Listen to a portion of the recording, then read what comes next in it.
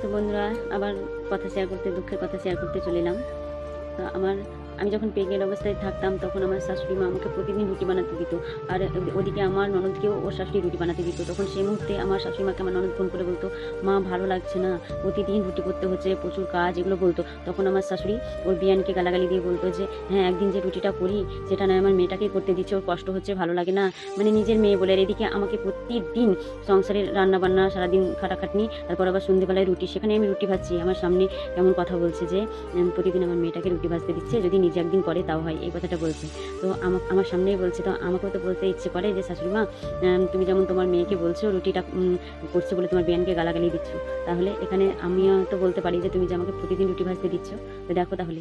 সেই জন্যই বলছি, তুমি যদি পরের মেয়েটাকে যদি আপন মেয়ে ভাবতে, তাহলে কিন্তু সংসারে প্রত্যেক শাশুড়ি মাদিকেই বলবো, সংসারে কিন্তু অশান্তি হয় না। এইভাবে যদি দুই চোখে দু নম্বরই কাজ করো, তাহলে কীভাবে বৌমারা ভালোবাসবে বলো।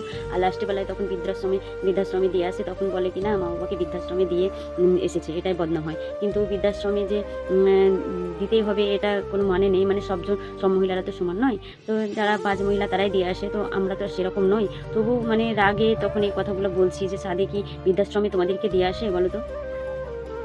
এরকমভাবে আমাকে নির্যাতন করা হতো। টাটা বাই, আবারও পরে শেয়ার করবো অনেক কথা।